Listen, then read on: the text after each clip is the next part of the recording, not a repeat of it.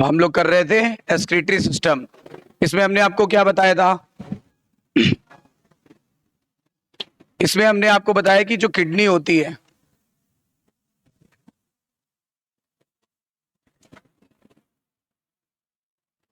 Kidney के अंदर पाए जाते हैं क्या? नेफ्रॉन्स। और नेफ्रॉन्स में कितने भाग होते हैं? दो।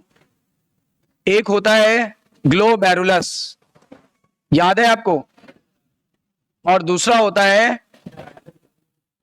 है रीनल टिब्यूल। नेफ्रॉन्स में दो भाग होते हैं। मैंने ये नहीं पूछा कि नेफ्रॉन के कितने प्रकार होते हैं।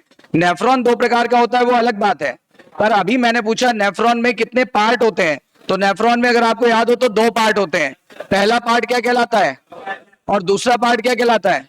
Renal tubule. ठीक है ना? रीनल टिब्यूल या फिर नेफ्रिक टिब्यूल। रीनल टिब्यूल का दूसरा नाम नेफ्रिक टिब्यूल।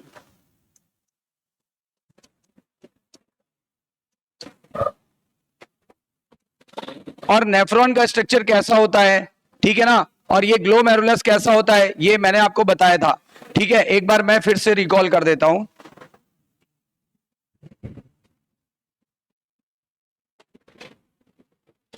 देखिए,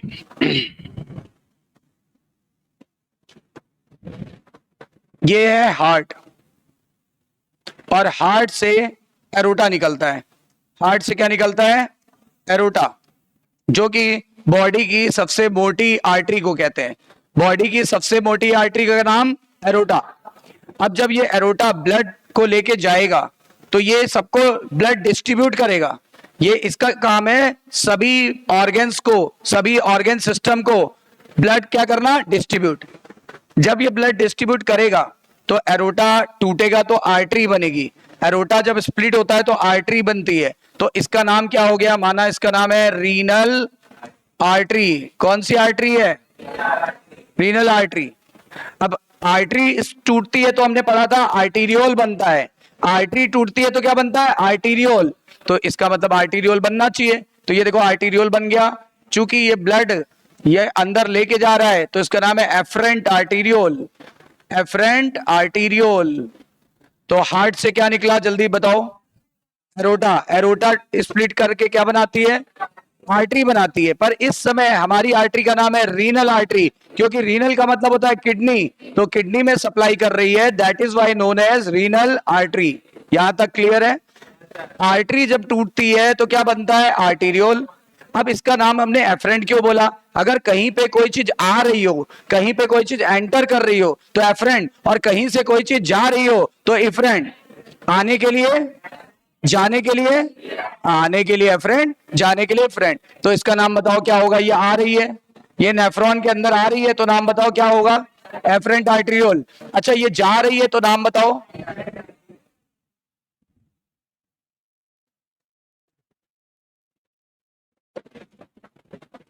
वैसे तो हमने ये पढ़ा था कि आर्टरी और वेन के बीच में कैपिलरी पाई जाती है। हमने पढ़ा था कि आर्टरी और वेन के बीच में कैपिलरी पाई जाती है, यानी धमनी और सिरा के बीच में केशिकाएं पाई जाती है, अगर हिंदी में बोले तो। लेकिन ऐसा जरूरी नहीं है। कहीं कहीं कुछ स्पेशल जगहों पर दो आर्टरीज के बीच में भी क्या पाई जा सकती है? कैपिलरी। ठीक है ना? दो आर्टरीज के बीच में भी कैपिलरी पाई जा सकती है, और जरूरत पड़ने पर दो वेन्स के बीच में भी कैपिलरी पाई जा सकती है, याद रखिएगा। तो यहां चेक करो, यहां पे देखो, ये क्या है? आर्टरी का ही पार्ट है। ये भी क्या है? आर्टरी का ही पार्ट है। बीच में देखो एक क्या पाई जा रही है? कैपिलरी। कैपिलरी यानी रक्त केशिका, रक्त केशिकाएं। ठीक है, ये देखो पाई जा रही है। इसी कैपिलरी को हम क्या बुलाते हैं? इसी कैपिलरी को हम क्या बुलाते हैं? ग्लोमेरुलस। इतनी बातें क्लियर है? तो एक बार जल्दी से फिर बता दो, हार्ट से क्या निकला? एरोटा से क्या बना? रीनल आर्टरी से क्या बना? एफरेंट आर्टरियोल से क्या बना?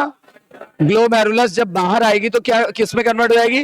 तो ये कन्वर्ट हो जाएगी इफरेंट आर्टरियोल। यहां तक सीन बिल्कुल क्लियर है? अच्छा, अब ये देखो, ये इफरेंट आर्टरियोल चारों तरफ लिपट गई। ये देखो इस ट्यूब के चारों तरफ लिपट गई। ये हमारा रीनल टिब्यूल है। ये रीनल टिब्यूल है, और इस टिब्यूल के चारों तरफ ये देखो लिपट गई। जब लिपट जाती है तो हम इसका नाम दे देते हैं। इसका नाम होता है पीसीएन। पूरा नाम होता है peri tubular capillary network. Peri मतलब चारों तरफ, ट्यूबुलर मतलब रीनल ट्यूब्यूल, रीनल ट्यूब्यूल के चारों तरफ लिपट गई है तो नाम दिया हमने क्या, peri tubular capillary network, peri tubular capillary network. अच्छा, कभी कभी peri tubular capillary network loop of Henle के पैरेलल हो जाती है, ये देखो लूप ऑफ हेनले के पैरेलल हो गई और यू शेप दिखाई पड़ती है। जब यू शेप दिखाई पड़े और लूप ऑफ हेनले के पैरेलल हो जाए तो इसे क्या बोलते हैं, इसे बोलते हैं वासा रेक्टा। लेकिन वासा रेक्टा किन नेफ्रॉन्स में रिड्यूस या एब्सेंट होता है, आपको बताया था, कॉर्टिकल नेफ्रॉन्स में रिड्यूस या एब्सेंट हो सकता है, जबकि जक्स्टा मेडुलरी नेफ्रॉन में प्रेजेंट हो सकता है, हो नहीं सकता, होगा ही होगा। यहां पे एब्सेंट हो सकता है, यहां प्रेजेंट होगा ही होगा। समझ में आई बात? नेफ्रॉन्स कितने प्रकार के होते हैं, दो, कॉर्टिकल और जक्स्टा मेडुलरी। ठीक है। अच्छा, एक चीज और देख पा रहे हो, यहां पे एक लाइन खींची हुई है ब्लैक कलर की, ये देखो, ये लाइन देख पा रहे हो, ये लाइन क्यों खींची हुई है, ये बताने के लिए खींची हुई है कि ऊपर का भाग क्या है और ये नीचे का भाग क्या है, नीचे का भाग है मेडुला। अब देख के बताओ नेफ्रॉन का कौन कौन सा भाग, नेफ्रॉन का मतलब रीनल ट्यूब्यूल का कौन कौन सा भाग यहां प्रेजेंट है, जरा देख के बताओ। एक तो ये प्रेजेंट है बोमेन कैप्सूल, दूसरा पीसीटी यानी प्रॉक्सिमल कन्वोल्यूटेड ट्यूब्यूल, ठीक है ना, और क्या प्रेजेंट है, डीसीटी डिस्टल कन्वोल्यूटेड ट्यूब्यूल। अच्छा, आगे कलेक्टिंग डक्ट नहीं बनाया, ब्लंडर मिस्टेक, नहीं कोई मिस्टेक नहीं है, क्योंकि वो नेफ्रॉन का पार्ट, वो नेफ्रॉन का पार्ट, वो तो एक स्ट्रेट डक्ट है, वो तो एक स्ट्रेट डक्ट है जो सभी नेफ्रॉन्स का, सभी नेफ्रॉन्स में कॉमन है, इसलिए वो नेफ्रॉन का पार्ट नहीं है, इसीलिए कलेक्टिंग डक्ट यहां पे नहीं बनाया। लेकिन हम यहां लिख देते हैं कि अल्टीमेटली ये सारा फ्लूइड कहां जाएगा, कलेक्टिंग डक्ट में चला जाएगा। लेकिन कलेक्टिंग डक्ट, फिर याद दिला रहा हूं, कल भी बोला था कि ये किसी नेफ्रॉन का पर्सनल पार्ट, ये किसी भी नेफ्रॉन का पर्सनल पार्ट नहीं है, ये एक स्ट्रेट ट्यूब थी जो कहां से कहां तक प्रेजेंट होती है, ये एक स्ट्रेट ट्यूब थी जो कहां से कहां तक प्रेजेंट होती है, कॉर्टेक्स से मेडुला।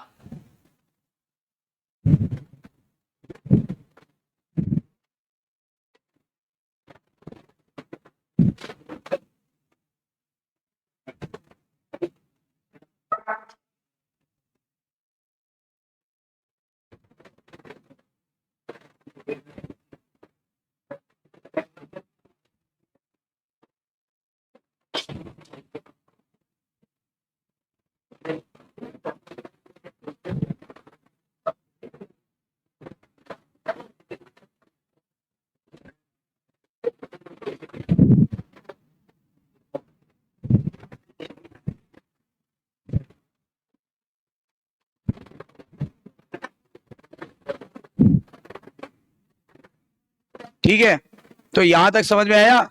ये एक ट्यूब थी जो कहां से कहां तक जा रही थी, मेडुला। ठीक है, इतनी बातें हम लोगों को क्लियर है। टर्म यूरिन पहली बार हमने कहां इस्तेमाल किया था, टर्म यूरिन पहली बार हमने कहां इस्तेमाल किया था, ठीक है। अच्छा, वो किया था हमने कलेक्टिंग डक्ट में। और यूरिन हमारे प्लाज्मा की तुलना में कैसा होता है, कॉन्सेंट्रेट की डाइल्यूट, कॉन्सेंट्रेट की डाइल्यूट, कितने गुना कॉन्सेंट्रेट, कितने गुना कॉन्सेंट्रेट, तो 4 गुना कॉन्सेंट्रेट होता है। इतनी बातें क्लियर है, यहां तक सबको क्लियर हो गया। तो हमारे नेफ्रॉन में कितने भाग आते हैं, दो, एक तो ये वाला जो कि ब्लड की सप्लाई को शो कर रहा है, और एक येलो वाला जो कि रीनल ट्यूब्यूल को शो कर रहा है। हमने दोनों बातें आपको रिकॉल करा दी, यानी रिवाइज करा दी। अब बढ़ेंगे कि आज हम लोग आगे बढ़ेंगे और ये पढ़ेंगे कि हमारे नेफ्रॉन में, हमारे रीनल ट्यूब्यूल में यूरिन कैसे बनता है, या हमारा नेफ्रॉन यूरिन कैसे बनाता है। इस प्रक्रिया को हम लोग डिटेल में स्टडी करेंगे, राइट।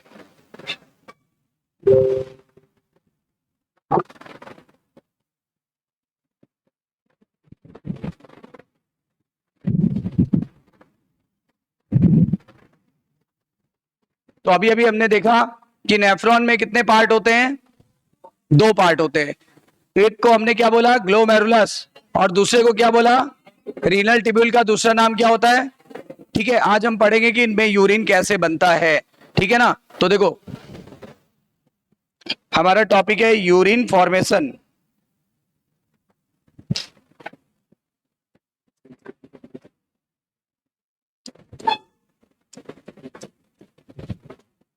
यूरिन फॉर्मेशन 3 स्टेप में होता है। कितने स्टेप में होता है? 3 स्टेप में।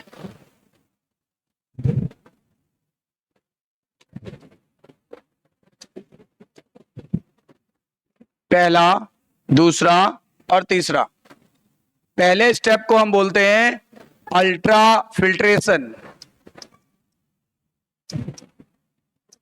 इसी को एक और नाम देते हैं ग्लोमेरुलर फिल्ट्रेशन।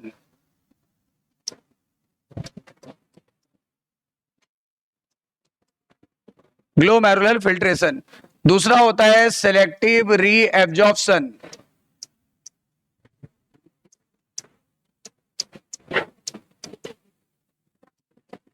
और तीसरा होता है ट्यूबुलर सिक्रीशन। Tubular secretion.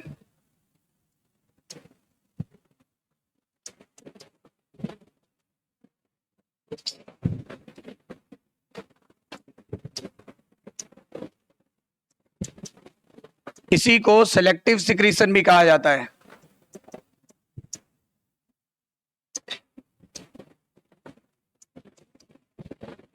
इसी को सेलेक्टिव सिक्रीशन भी कहा जाता है। तो टोटल कितने होते हैं? 3 स्टेप होते हैं। टोटल कितने स्टेप होते हैं? 3 स्टेप होते हैं। ठीक है। पहला क्या होता है? अल्ट्रा फिल्ट्रेशन या ग्लोमेरुलर फिल्ट्रेशन।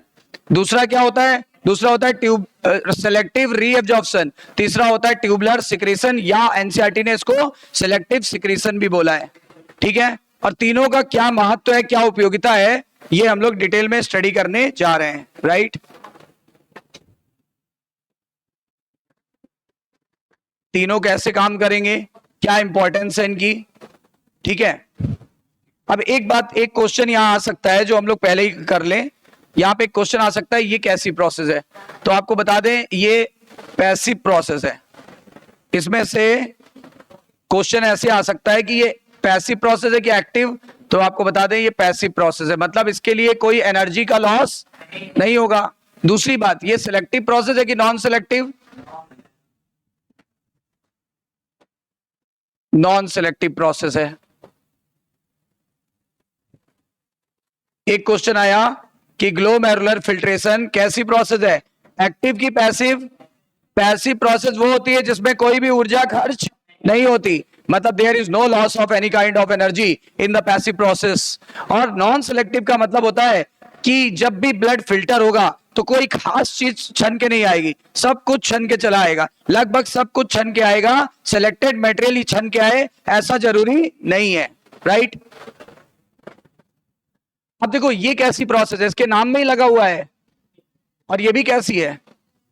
अच्छा, लेकिन अब सवाल ये उठता है ये पैसिव है कि एक्टिव? तो ये मैं आपको बताऊं, ये ध्यान देना। एक तो ये समझ में आ रहा है कि ये दोनों तरीके से हो सकती है, ये पैसिव भी हो सकती है प्लस एक्टिव भी हो सकती है। ध्यान देने की बात है, ये सब बहुत इंपॉर्टेंट चीजें बता रहा हूं। और दूसरी बात, साफ दिख रहा है इसके नाम में, ये कैसी प्रोसेस है? सिलेक्टिव प्रोसेस है। इसके लिए बताओ, ये केवल और केवल एक्टिव तरीके से होगा। और आपको बताएं ये कैसी प्रोसेस है? ये है सेलेक्टिव प्रोसेस। तो देखो पहले तो 3 क्वेश्चन बन सकते हैं और तीनों के आंसर हमारे आंखों के सामने हैं। बताओ, सबसे पहले बताओ, अल्ट्रा फिल्ट्रेशन इज पैसिव की एक्टिव? देखो सबसे ऊपर वाला है पैसिव, सबसे नीचे वाला है एक्टिव, और जो बीच वाला है वो दोनों है, दोनों। तो अगर याद कर रहे हो तो ऐसे याद कर लो, सबसे पहले पैसिव, सबसे पहले फ्री में काम होगा, फिर दोनों तरीकों से काम होगा, फ्री में भी और एनर्जी खर्च करके भी, और लास्ट वाला काम कैसा होगा? एनर्जी खर्च करके। राइट। इतनी बातें क्लियर है। पहली वाली कैसी प्रोसेस है? नॉन सिलेक्टिव की सिलेक्टिव? अच्छा ये वाली बताओ, ये वाली बताओ। राइट। इतनी बातें क्लियर हो गई बिल्कुल। बढ़े आगे।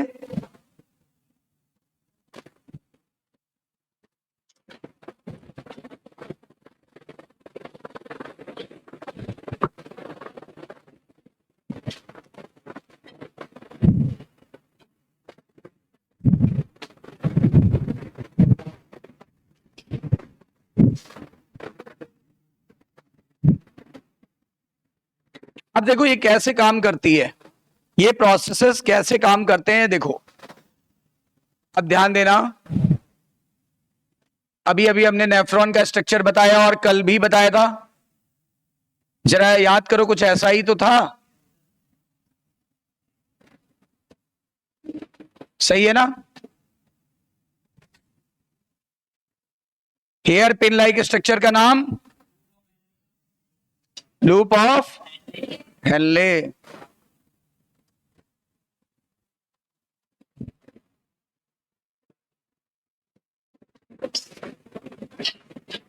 ये कलेक्टिंग डक्ट नेफ्रॉन का पार्ट नहीं है ना? और अभी अभी मैंने आपको पूरा ब्लड वाला सिस्टम भी बताया। यहां से वेसल आती है, इसका डायमीटर ज्यादा होगा कि कम होगा? बोलो भाई। और किसका डायमीटर कम होगा? इसका। ये कौन सी है? ये है एफरेंट आर्टीरियोल, याद आ रहा है? ये क्या है? ये है ग्लोमेरुलस। मैं शॉर्ट में लिख रहा हूं बस, चलो ये पूरा लिख देता हूं। और ये कैसा है? Efferent arteriole. अच्छा, अब यही तो जा करके सबके चारों तरफ लिपट गया है ना, यही तो सबके चारों तरफ लिपटा हुआ है। तो ध्यान देना, मैं चीजों को सरल करने के लिए ऐसे कर दे रहा हूं। क्या कोई डाउट? मैंने इसको जानबूझ के रैप्ड नहीं किया है ताकि चीजें आसान हो जाए, ताकि हमें कॉन्सेप्ट आसानी से समझ में आ जाए। मैंने ये बताया कि आसपास है उसके, रैप ना करके चीजों को सीधा कर लिया गया है, ठीक है ना? अब बताओ, ध्यान देना, जो ब्लड यहां से आ रहा है, जो ब्लड यहां से आ रहा है, वो ब्लड यहां पहुंचा, बोलो पहुंचा, फिर ग्लोमेरुलस में पहुंचेगा और फिर यहां से इधर चला जाएगा। जाएगा कि नहीं जाएगा? पक्का है कि नहीं है? अच्छा, जब ब्लड यहां से यहां आएगा, इसका डायमीटर ज्यादा है कि कम? और इसका? तो आपने पढ़ा होगा बर्नौली थ्योरम। बर्नौली थ्योरम कहती है A1 V1 बराबर A2 V2। और याद करो ये वाला कॉन्सेप्ट, फाउंटेन आगे से देखो, इधर का एरिया क्या है? ज्यादा है, तो इधर की तरफ प्रेशर कम होगा, इसी वजह से वेलोसिटी कम होती है। लेकिन इधर का एरिया देखो कम है, इधर का एरिया कम तो प्रेशर ज्यादा, प्रेशर ज्यादा तो वेलोसिटी ज्यादा। यही तो है बर्नौली थ्योरम, सही है कि नहीं है? इसीलिए तो जब भी कभी कोई पाइप, हम लोग जब भी कभी किसी पाइप से पानी डाल रहे होते हैं अपने गार्डन में, ठीक है ना, तो हम लोग क्या करते हैं, गमला दूर है तो हमने क्या किया, वहां तक हम पहुंच नहीं पाते क्योंकि इधर भी गमले रखे हुए हैं सामने, तो हम लोग क्या करते हैं, यहां पे तो पानी पहुंच रहा है लेकिन वहां तक पानी नहीं पहुंच रहा है, तो हम आगे क्या लगा लेते हैं, उंगली लगा लेते हैं। उंगली लगा लिया तो एरिया कम, एरिया कम तो प्रेशर, प्रेशर बढ़ गया तो वेलोसिटी, और इसी वेलोसिटी के कारण पानी यहां गिरेगा कि आगे गिरेगा, आगे गिरेगा। यही कॉन्सेप्ट कुछ यहां पे नहीं लगा सकते क्या? अपन लगा सकते हैं, यही कॉन्सेप्ट हम लोग यहां भी लगा सकते हैं। क्या? A1 V1 बराबर A2 V2। यहां पे एरिया कम है तो, यहां पे एरिया ज्यादा है तो प्रेशर कम है, यहां पे एरिया कैसा है, कम, तो प्रेशर कैसा है, ज्यादा। और इसी प्रेशर के कारण यहां पर देखो, इस प्रेशर के कारण ब्लड छन जाएगा। इसी प्रक्रिया को बोलते हैं, याद करो, एक नंबर वाली प्रक्रिया। एक नंबर वाली प्रक्रिया कौन सी थी? अल्ट्रा फिल्ट्रेशन या ग्लोमेरुलस फिल्ट्रेशन। बोलो सही है? क्लियर है? नंबर 2, यहां पर तो एक नंबर वाली प्रक्रिया हो गई। अच्छा, ये भी बताओ, एक नंबर वाली प्रक्रिया कैसी थी? अल्ट्रा फिल्ट्रेशन या ग्लोमेरुलर फिल्ट्रेशन कैसा था? सेलेक्टिव कि नॉन सेलेक्टिव? तो खुद बताओ, ब्लड जब छनेगा तो क्या कोई सिलेक्टेड चीजें छन के आएंगी कि सब कुछ छन जाएगा? लगभग सब कुछ छन जाता है। क्या नहीं छनता हम लोग डिस्कस करेंगे। लगभग प्लाज्मा का सब कुछ छन जाता है ना? अच्छा, ये भी बताओ, ब्लड का कौन सा पोर्शन छनेगा, लिक्विड कंपोनेंट कि सॉलिड कंपोनेंट? लिक्विड कंपोनेंट का नाम प्लाज्मा, और प्लाज्मा पूरे ब्लड का कितना परसेंट होता है? 55%। तो प्लाज्मा ही छनेगा। लेकिन एक बात बताओ, प्लाज्मा में एक प्रोटीन भी होती है, प्लाज्मा में बहुत सारी प्रोटीन भी होती है, हमने पढ़ा था। तो क्या प्रोटीन छनेगी? आंसर आएगा नहीं, प्रोटीन नहीं छनेगी। पूरा प्लाज्मा छनेगा लेकिन प्रोटीन नहीं छनेगी। और जब यहां छन के आ जाएगी तो उसको बोलते हैं ग्लोमेरुलर फिल्ट्रेट। क्या बोलेंगे? क्योंकि ग्लोमेरुलस से चीजें फिल्टर हुई हैं तो क्या बोलेंगे? Glomerular filtrate. अच्छा, चूंकि नेफ्रॉन में आई है इसलिए नेफ्रिक फिल्ट्रेट भी बोलेंगे। बोलो सही है कि नहीं? ठीक है, अभी डिटेल में पढ़ेंगे, अभी तो सिर्फ समझ रहे हैं। अच्छा, एक बात बताओ, इसमें इंपॉर्टेंट चीजें कि वेस्ट है? दोनों होगा, क्योंकि नॉन सिलेक्टिव प्रोसेस है। इंपॉर्टेंट चीजें छन के आई होंगी कि वेस्ट आएगा, कि दोनों चीजें आ गई होंगी? दोनों ही, इंपॉर्टेंट भी आएगा और वेस्ट भी आएगा, दोनों चीजें यहाँ छन के आ गई हैं। तो मैं यहाँ लिख देता हूं, एक नंबर के बाद जो हमारे पास फिल्ट्रेट बना है उसमें इंपॉर्टेंट भी है और वेस्ट भी है, क्योंकि पूरा पूरा प्लाज्मा छन गया है।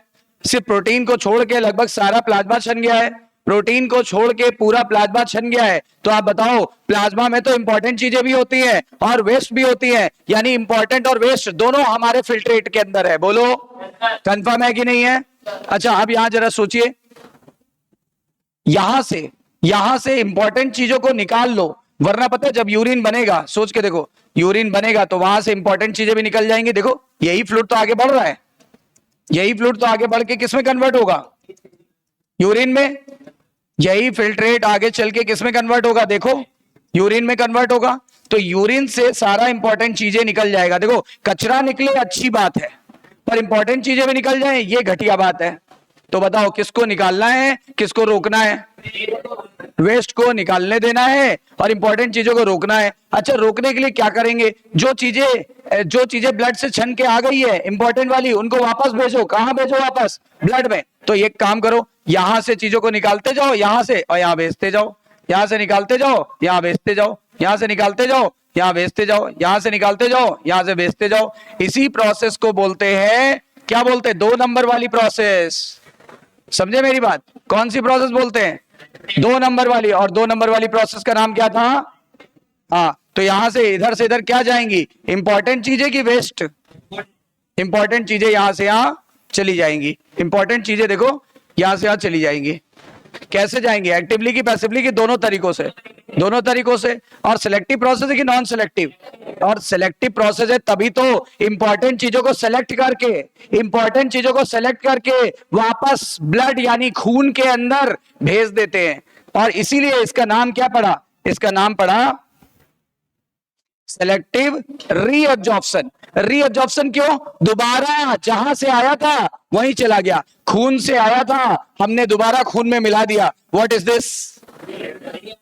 Selective reabsorption. Selective reabsorption. कोई डाउट? ठीक है ना? अच्छा, अब एक चीज और है, ये भी तो हो सकता है। क्या हो सकता है? ये भी तो हो सकता है कि जब खून यहां से फिल्टर हो रहा था, तो यानी यहां पर कुछ चीजें जो फिल्टर ना हो पाई हो लेकिन वो वेस्ट है, वो भी तो हमारे खून में हो सकता है। उनको निकाल करके कहां लाओ? वापस यहां लाओ। उनको निकाल के वापस यहां लाओ। तो मैं कलर चेंज कर रहा हूं, ध्यान देना। कलर चेंज कर रहा हूं, ध्यान देना। यहां से कुछ चीजें ऐसी भी होंगी जो यहां से यहां इधर आ रही होंगी। ये कौन सी चीजें आ रही होंगी? इंपॉर्टेंट वाली की वेस्ट वाली? वेस्ट वाली। ये देखो, इधर से इधर से इधर से, ठीक है ना? इधर से इधर से। समझ आई बात? तो इस एरो को क्या बोलेंगे? इस एरो को बोलेंगे थर्ड वाली प्रोसेस। कौन सी वाली प्रोसेस? इधर लिख देता हूं, थर्ड वाली प्रोसेस। थर्ड वाली की प्रोसेस का नाम, हाँ, थर्ड वाली प्रोसेस का नाम है ट्यूबुलर सिक्रीशन। और इधर से इधर क्या जाएगा? इधर से इधर क्या जाएगा? वेस्ट। वेस्ट। अब समझ में आ गया होगा? तो कितने स्टेप होते हैं? 3। कितने स्टेप होते हैं? 3। और एक चौथा स्टेप भी ऐड कर सकते हो, दैट इज एक्सक्रीशन। अब इन चीजों को निकाल देने को क्या बोलते हैं?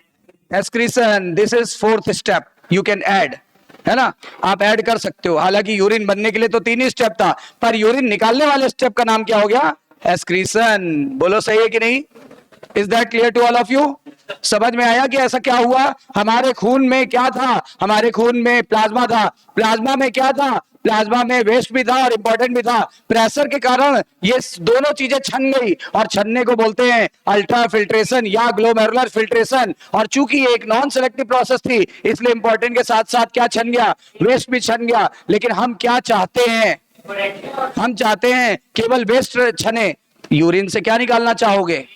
अच्छा, इंपॉर्टेंट चीजें तो हम रखना चाहेंगे ना? तो रखना चाहेंगे तो सेकंड प्रोसेस कराओ। सेकंड वाली प्रोसेस में यहां नेफ्रॉन से निकल के चीजें जो आसपास ट्यूब है, इस ट्यूब का नाम बताओ? Peri tubular capillary network. उसमें चीजें वापस चली जाएंगी। वापस चले जाने को बोलते हैं सेलेक्टिव रीअब्जॉर्प्शन। कौन सी चीजें वापस जाएंगी? इंपॉर्टेंट। अच्छा, ये भी तो हो सकता है जो चीजें अल्ट्रा फिल्ट्रेशन में ना छनी हो, वो तो यहां खून के अंदर बह रही है, और वो बेकार की चीजें हैं, उनको भी हमें शरीर से निकालना है। उनको निकालने के लिए हमें इधर से इधर एरो लगाना पड़ेगा। बोलो, यानी इधर से इधर भेजना पड़ेगा। यानी पहले चीजें जा रही थी ब्लड से या ये नेफ्रॉन से कहां जा रही थी, हाँ पीसीएन में, और अब चीजें जाएंगी पीसीएन से नेफ्रॉन में, पक्का ना। तो इस तरीके से फाइनली क्या होगा, यूरिन बन जाएगा। और यूरिन में गारंटी है, क्या चीज नहीं होगी, इंपॉर्टेंट, ये भी गारंटी है, क्या क्या होगा, वेस्ट। और बस इसीलिए इसको निकाल देंगे, और निकाल देने की प्रोसेस को एक एक्स्ट्रा स्टेप बोल सकते हैं। This extra step is known as excretion. Confirm, clear, कोई डाउट?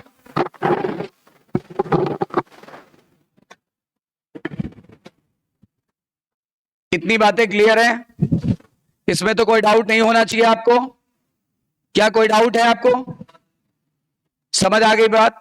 इस चीज को एक अच्छे से डायग्राम से हम देखने जा रहे हैं। क्लियर है ना? इस चीज को एक अच्छे से डायग्राम से देखते हैं।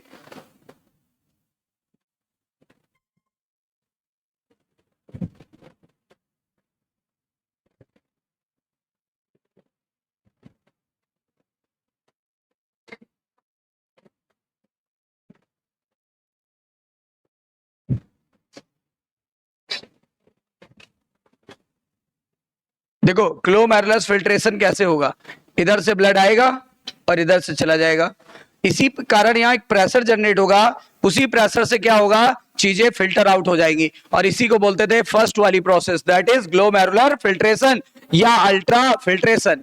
ग्लोमेरुलर फिल्ट्रेशन या अल्ट्रा फिल्ट्रेशन, ठीक है ना। नेफ्रॉन कितने प्रकार के थे, दिख रहा है, छोटा वाला नेफ्रॉन कॉर्टिकल, ये लंबा वाला नेफ्रॉन मेडुलरी। क्या क्या अंतर है, इसका लूपा पहन ले टू शॉर्ट, इसका लूपा पहन ले टू लॉन्ग, ठीक है ना।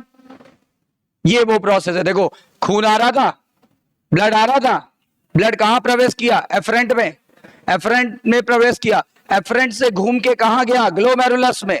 और ग्लोमेरुलस में प्रेशर कैसे क्रिएट हो गया, क्योंकि यहां का डायमीटर ज्यादा था, यहां का डायमीटर कम, तो यहां का एरिया ज्यादा तो प्रेशर कम, यहां का एरिया कम हो गया तो प्रेशर ज्यादा। इसी प्रेशर के कारण खून छनने लगा, और खून छनने की प्रक्रिया को अल्ट्रा फिल्ट्रेशन या ग्लोमेरुलर फिल्ट्रेशन, बोलो सही है। लेकिन ये एक सेलेक्टिव प्रोसेस थी कि नॉन सेलेक्टिव? तो इंपॉर्टेंट चीजें छनी कि वेस्ट छना, कि दोनों चीजें छन गई, दोनों चीजें छन गई। Is that clear? चलो नेक्स्ट, सेकेंड प्रोसेस में जो इंपॉर्टेंट चीजें थी इनको वापस खून में भेजना था, और वापस में ब्लड दोबारा ब्लड में भेजने की प्रक्रिया को क्या कहते हैं, सेलेक्टिव रीअब्जॉर्प्शन। एक्टिव प्रोसेस थी कि पैसिव की, दोनों, दोनों प्रोसेस थी, वेरी गुड। और सिलेक्टिव थी कि नॉन सिलेक्टिव, क्योंकि हम सिर्फ इंपॉर्टेंट को ले जा रहे हैं, हमको वेस्ट से कोई लेना देना नहीं है। Is that clear? And the third process is tubular secretion या सेलेक्टिव सिक्रीशन। ट्यूबुलर सिक्रीशन का पर्पस क्या था, हो सकता था कि यहां से कुछ जो चीजें नहीं छन पाई है, जो वेस्ट अभी नहीं जन पाया, वो देखो खून के द्वारा ये यहां चला गया है, उसको खून से वापस भेजो यहां पे, तभी तो यूरिन से निकालेंगे।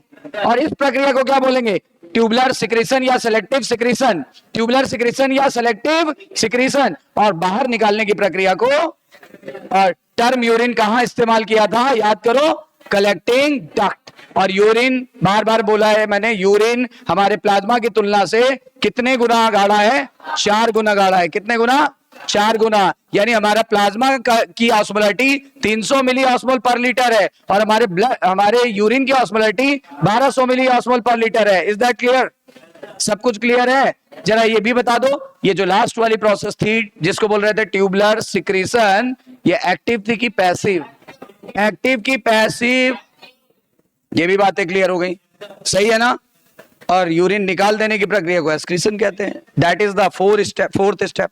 हालांकि एनसीईआरटी में 3 स्टेप दिए हुए हैं, ठीक है ना, तो आप कोई दिक्कत नहीं है, 3 स्टेप, यूरिन बनने के लिए 3 स्टेप होते हैं, और निकालने के लिए चौथा स्टेप होता है, that is excretion. Is that clear? देखो इस फिगर से काफी अच्छे से समझ आ गया, नेफ्रॉन के बारे में आप जानते हो, ठीक है। अब एक चीज देखो, अब हम फर्स्ट स्टेप को पढ़ेंगे, फर्स्ट स्टेप को पढ़ेंगे।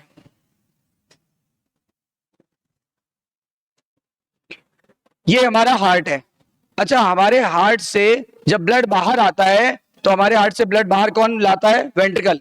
वेंट्रिकल जब पंप होते हैं तो हमारे हार्ट से ब्लड को बाहर पंप करते हैं। वेंट्रिकल जब सिकुड़ते हैं, तो वेंट्रिकल जब सिकुड़ेंगे तो वॉल्यूम कम होगा, वॉल्यूम कम होगा तो प्रेशर, इसी प्रेशर के कारण ब्लड बाहर आएगा।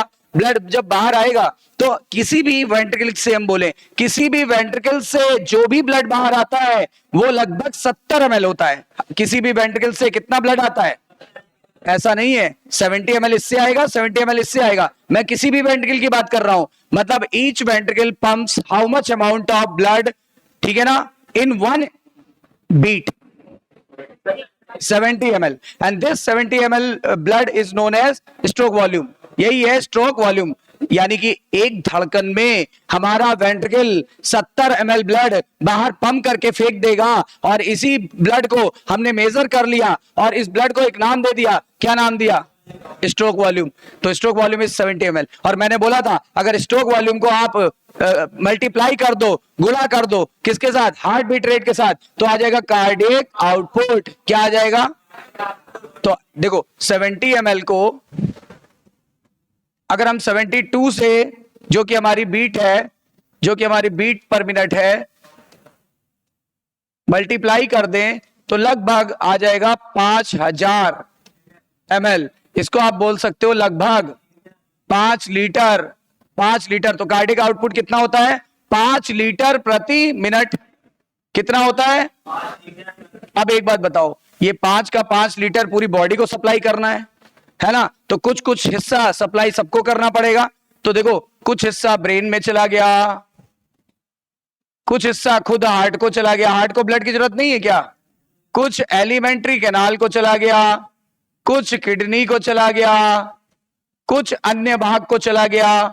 लेकिन हमारा टारगेट इस समय क्या है? किडनी। हमें तो किडनी से मतलब है क्योंकि हम एक्सक्रीशन पढ़ रहे हैं, है ना। हम डाइजेशन पढ़ रहे होते तो हमें एलिमेंट्री कैनाल से मतलब होता, राइट। तो बताओ किडनी में कितना ब्लड आया? तो मैं आपको बताऊं, ये 1/5 ब्लड भेजता है। 1/5, 1/5 of the blood, 1/5 of blood ये किडनी में भेजता है, ठीक है ना, जो कि लगभग 1100 से 1200 ml के करीब आता है। 1100 से 1200 ml के करीब आता है। तो वो लिख दिया है, अगर इसका 1/5 निकालोगे, इसका 1/5 निकालोगे तो कितना लगभग आ जाएगा? 1.25 लीटर, मतलब 1.2 के करीब आएगा, ठीक है। ये अप्रोक्सीमेट वैल्यू है। अब देखो, यानी कि 1/5 को आप ये भी बोल सकते थे 20%, 20% blood supplied into the kidney, 20% blood supplied into the kidney. और किडनी इसे क्या करेगी? किडनी एक छन्नी है ना, किडनी तो एक छन्नी की तरह है ना। तो देखो ये छन्नी की तरह काम कर रही है, और ये हमारे खून से किसको निकालेगी? इंपॉर्टेंट चीजों को नहीं निकालती, इंपॉर्टेंट चीजों को तो रोक लेती है, इंपॉर्टेंट चीजों को तो दोबारा क्या कर लेती है? रीअब्सॉर्ब कर लेती है। बोलो सही है कि नहीं है? इस तरीके से ये हमारे यूरिन को बना करके और फिर यूरिन को निकाल देगी, ठीक है। करीब एक स्वस्थ व्यक्ति 1 से 1.5 litre urine per day discharge करता है। स्वस्थ व्यक्ति नॉर्मली 1 से 1.5 लीटर यूरिन डिस्चार्ज करता है। Is that clear? तो बताओ हमारी किडनी किसकी तरह काम कर रही है? फिल्टर की तरह। और ये किसको फिल्टर कर रहा है? हमारे खून को। हार्ट से कितना परसेंट ब्लड किडनी में सप्लाई किया जा रहा है? 20% को 1/5 भी बोल सकते हैं, जो कि लगभग 1100 से 1200 ml के करीब आएगा, ठीक है ना। और फिर किडनी उसे छान देगी, छान के उस खून में जितना भी वेस्ट है उसको निकाल देगी। सही है कि नहीं है? और निकाल देने की प्रोसेस को क्या बोलते हैं? एक्सक्रीशन। और यूरिन बनाने के लिए कितने स्टेप होते हैं? 3। पहला अल्ट्राफिल्ट्रेशन या ग्लोमेरुलर, दूसरा सिलेक्टिव रीअब्जॉर्प्शन, और तीसरा ट्यूबुलर सिक्रीशन। बिल्कुल क्लियर है? कोई डाउट तो बताओ। क्लियर है?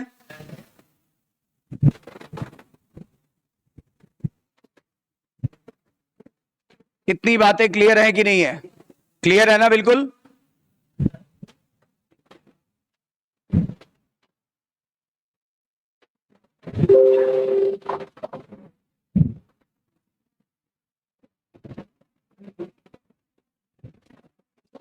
ये देखो, ये वही चारों स्टेप है जो अभी मैंने दिखाया। अब ये तो दिमाग में सारे कॉन्सेप्ट क्लियर हो गए कि नहीं? चलो अब इस एक एक स्टेप को हम डिटेल में लेके चलते हैं। पहला स्टेप क्या होना चाहिए बताओ?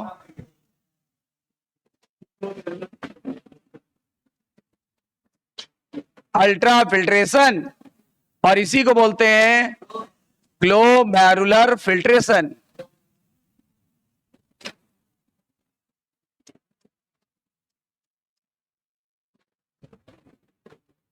Glomerular filtration.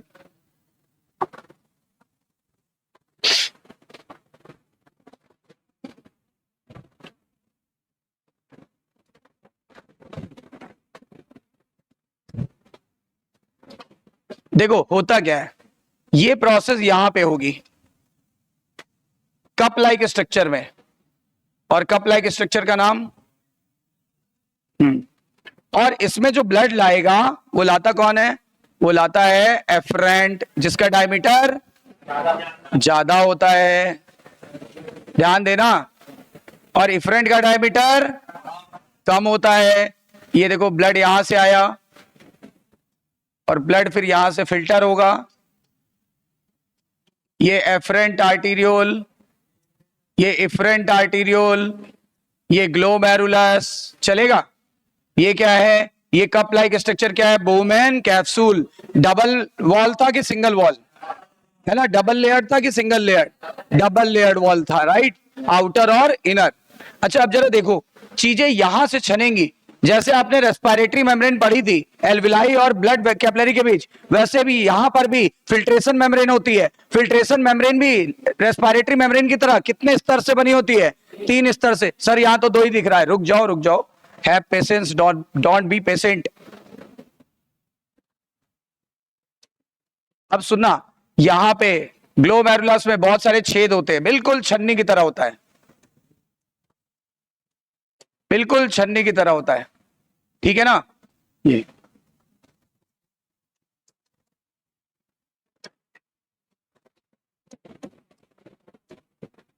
ग्लोमेरुलर पोर। अच्छा फिर यहां पर जो होता है, यहां पर होती है एक स्पेशल टाइप की सेल,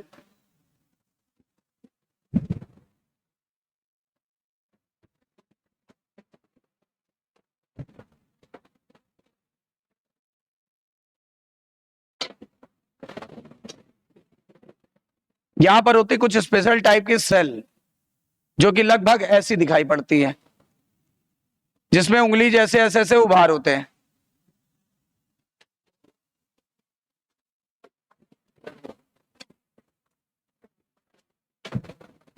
इस तरीके की कुछ सेल्स दिखाई पड़ती है जिसमें उंगली जैसे उभार है, ठीक है। इनको हम एक को बड़ा करके बाहर बना देते हैं, ऐसा।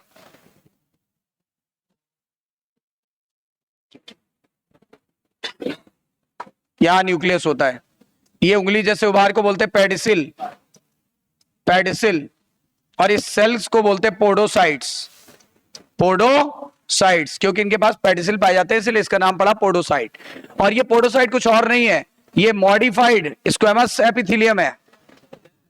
याद करो ये स्क्वेमस एपिथेलियम का बना था ना, तो ये मॉडिफाइड स्क्वेमस एपिथेलियम है, ये मॉडिफाइड स्क्वेमस एपिथेलियम है, और ये बहुत इंट्रिकेट मैनर में जुड़ा होता है, मतलब बहुत जटिल, बहुत कॉम्प्लेक्स मैनर में जुड़ा होता है। ऐसे जुड़ जाता है कि बिल्कुल जैसे ये फिंगर आपस में ऐसे लिपटी हुई है, लेकिन थोड़ा सा गैप है, ये देखो थोड़ा गैप है ना, इन्हीं गैप्स को बोलते हैं क्या, फिल्ट्रेशन स्लिट, फिल्ट्रेशन स्लिट या स्लिट पोर, फिल्ट्रेशन स्लिट या स्लिट पोर, बीच में गैप नजर आ रहा है ना, तो कुछ ऐसे ही होती है, आपस में ऐसे ऐसे ऐसे हो जाती है कि बीच में बन जाता है गैप। ये देखो बीच बीच में गैप है कि नहीं है, तो ये क्या हो जाता है, कुछ इस प्रकार अरेंज होती है। एक और बना देते हैं तो आपको ज्यादा अच्छे से समझ आएगा।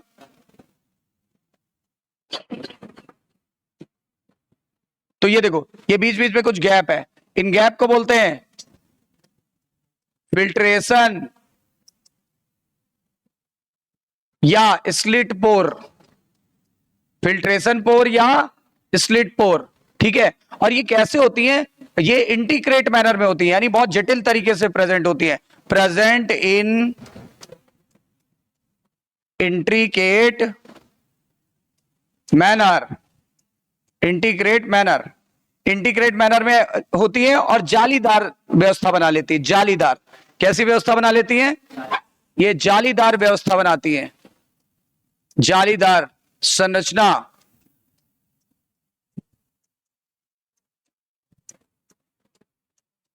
बना लेती है।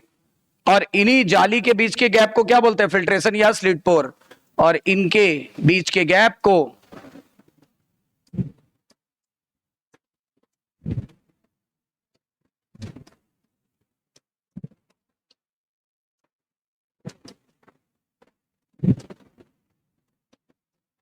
फिल्ट्रेशन या स्लिट पोर कहते हैं, है ना, बिल्कुल क्लियर।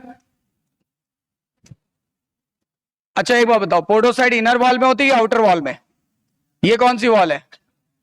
Outer wall. यहां तो नॉर्मल होती है, ये इनर वॉल में होती है। तो इनर वॉल में पोडोसाइट सेल्स पाई जाती हैं। Podocyte cells found in inner wall की आउटर वॉल? इंटीग्रेट मैनर में होती है कि सिंपल मैनर में? इंटीग्रेट मैनर में होती है, ठीक है ना। और जाली बना लेती है। इन जालियों के बीच के गैप का नाम, ये जो गैप है फिंगर्स के बीच, इनका नाम, हाँ इनका नाम होता है फिल्ट्रेशन या स्लिट पोर। फिल्ट्रेशन या स्लिट पोर सब लिख दिया मैंने, सही है ना। इसका मतलब यहां से ब्लड छन के यहां आ सकता है। अब दोनों के बीच में एक और मेम्ब्रेन होती है, दोनों के बीच में एक और मेम्ब्रेन होती है, ये वाली, ये वाली। इसको पता है क्या कहते हैं? इसको कहते हैं बेसमेंट मेम्ब्रेन। बेसमेंट मेम्ब्रेन, इनमें भी छोटे छोटे पोर होते हैं। ये भी पोरस होती है कि नॉन पोरस? अब छेद ही छेद है तो ये एक बेहतरीन छन्नी की तरह काम कर लेती है। अगर छेद ही छेद है तो बेहतरीन छन्नी की तरह काम कर लेती है, राइट।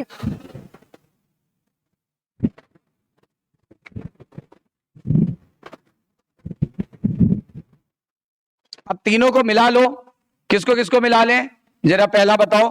पहला हम ले लेते हैं ग्लोमेरुलर वॉल। ग्लोमेरुलर वॉल, यहां कौन से पोर हैं? यहां ग्लोमेरुलर पोर है ना।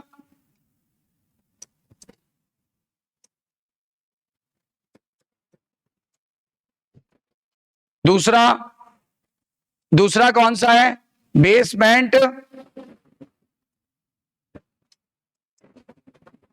मेम्ब्रेन, इसमें भी पोर्स प्रेजेंट है। तीसरा, तीसरा हो गया आपका ये पोडोसाइट सेल्स। एनसीईआरटी ने पोडोसाइट्स बोला तो है, पर ये बोला है कि एक तरह की स्क्वेमस एपिथेलियम है, तो वो तो मैंने क्लियर कर दिया है। पोडोसाइट सेल्स, या मैं बोलूं squamous epithelium of Bowman capsule.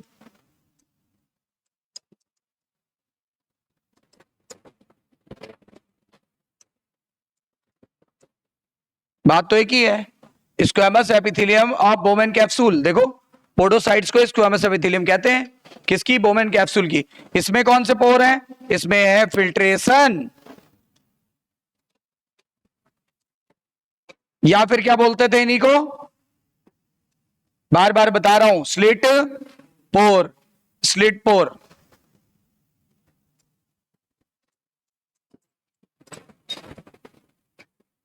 और तीनों को मिला लो। तीनों को मिला के पता क्या बोलते हैं? तीनों को मिला के बोलते हैं क्या? Filtration membrane. कौन सी मेम्ब्रेन? Filtration membrane. काफी पतली होती है कि मोटी होती है? थिन। और इसीलिए, और ये किसकी तरह काम करती है? Act as सीव। सीव मतलब समझते हो? चलनी, चलनी की तरह काम करती, चीजों को छान देगी। एक्ट एज सीव या फिल्टर, सीव को फिल्टर भी कह सकते हो। एक्ट एज सीव या फिर फिल्टर। अब आप देख पा रहे हो? बताओ, बेस वो तीनों मेम्ब्रेन को मिला के क्या बोलते हैं? Filtration membrane. जैसे रेस्पिरेटरी मेम्ब्रेन भी 3 लेयर से बनी थी, ये भी कितनी लेयर से बनेगी? 3। तीनों को मिला के क्या बोलेंगे? Filtration membrane. जैसे रेस्पिरेटरी मेम्ब्रेन पतली थी वैसे ये भी पतली होगी, ठीक है ना। और लेकिन रेस्पिरेटरी मेम्ब्रेन गैसेस एक्सचेंज में मदद कर रही थी, यहां कोई गैसेस का एक्सचेंज नहीं हो रहा है, यहां पे हमारे खून को छाना जा रहा है। और आपने बचपन से ही पढ़ा होगा कि खून छानने का कार्य हमारी किडनी करती है, यानी kidney act as a filter, ठीक है ना। और ये हमारे ब्लड को फिल्टर करके यूरिन बनाती रहती है। Is that clear to all of you? समझ में आ गई बात? देखो एनसीईआरटी की सारी कॉम्प्लेक्सिटी को मैंने यहां पे सिंप्लीफाइड कर लिया। एनसीईआरटी में जितनी भी कॉम्प्लेक्सिटी है हम लोगों ने इसको यहां पे सिंपल कर लिया है।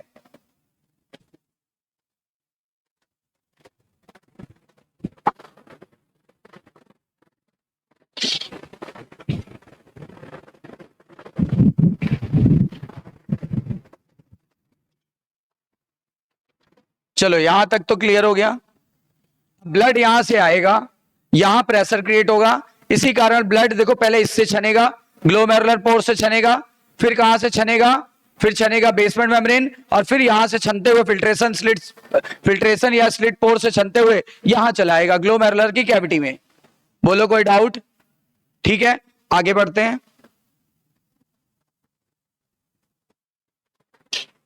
बढ़े आगे, बोलो भाई। देखो अब जरा ध्यान देने की बात है, हार्ट से कितना ब्लड पंप होता है? ईच वेंट्रिकल, हार्ट का ईच वेंट्रिकल अभी बताया था ना, pumps 70 ml blood in one stroke, in one stroke. और ये वर्ड क्या कहलाता है? ये कहलाता है दैट इज स्ट्रोक वॉल्यूम। याद आ रहा है? और अगर हम स्ट्रोक वॉल्यूम को मल्टीप्लाई कर दें हार्ट बीट रेट के साथ, हार्ट बीट रेट कितना होता है? 72 पर मिनट, तो देखो क्या आ जाएगा, तो आ जाएगा कार्डियक आउटपुट। क्या आ जाएगा? Cardiac output. तो पहले कार्डियक आउटपुट निकाल लें।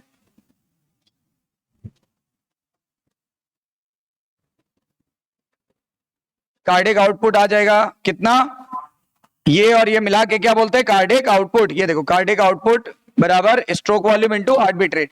तो जरा इसकी वैल्यू बताओ, 70 ml, इसको बताओ 72 पर मिनट। अब अगर हम इसको रफली मल्टीप्लाई करेंगे तो 5000 से, मैं आपको बता दूं वेरिएबल वैल्यू है, फिक्स नहीं होता कुछ भी, 5000 से 5500 ml पर मिनट आती है, पर मिनट आती है। इसी को मैं ऐसे नहीं लिख सकता हूं क्या? 5 से 5.5 लीटर प्रति मिनट, यानी कार्डियक आउटपुट कितना आ गया? 5 से 5.5 लीटर पर मिनट। Is that clear? बोलो इतनी बात अभी तक क्लियर है अपने को? यानी हमारे हार्ट के हर एक वेंट्रिकल ने जितना ब्लड पंप किया उसका वैल्यू था 70 ml। अब 1 मिनट में कितना ब्लड पंप किया उस वैल्यू को बोलते हैं कार्डियक आउटपुट। और इसको निकालने के लिए हमने हार्ट बीट रेट को स्ट्रोक वॉल्यूम के साथ मल्टीप्लाई कर दिया। एसबी यानी स्ट्रोक वॉल्यूम, एसबी यानी स्ट्रोक वॉल्यूम, और एचबीआर यानी हार्ट बीट रेट। दुनिया जानती है धड़कन, हमारी धड़कनें कितनी होती हैं? एवरेज होती है, वैसे तो एनसीईआरटी ने लिखा है 70 से 75, लेकिन एवरेज होता है 72। तो 72 को लगभग 70 से मल्टीप्लाई कर दो तो वैल्यू आ जाएगी, देखो 7 7 जा 49, यानी लगभग 4900 के करीब आ रहा है। तो 5 लीटर मान लो, और कुछ भी फिक्स नहीं है, इसलिए हमारी फिजियोलॉजी जो है वो वेरी करती रहती है थोड़ी थोड़ी। तो इसलिए एनसीईआरटी ने लिखा हुआ है 5 से 5.5 लीटर। तो 5 से 5.5 लीटर ये आ गया। अब इसका कितना हमारी किडनी को सप्लाई किया जाएगा? ये 5 से 5.5 लीटर में से कितना हमारी किडनी को सप्लाई किया जाएगा? हमारी किडनी में सप्लाई किया जाएगा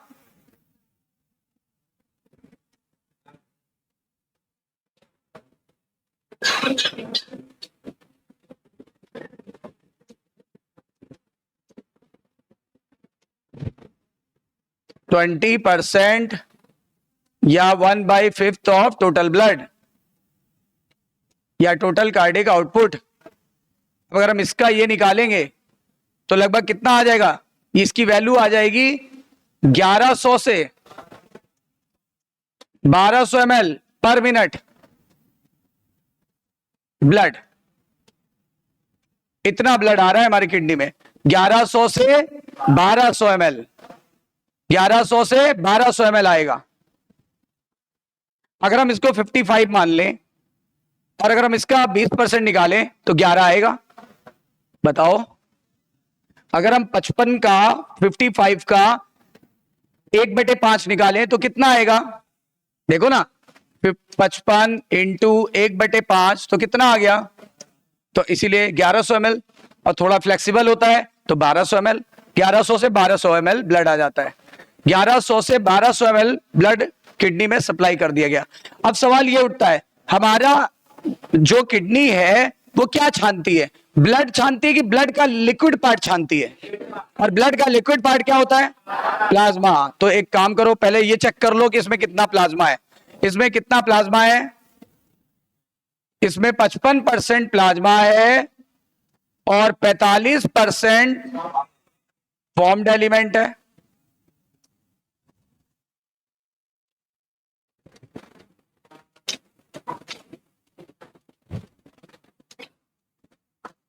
तो हमें मतलब किससे?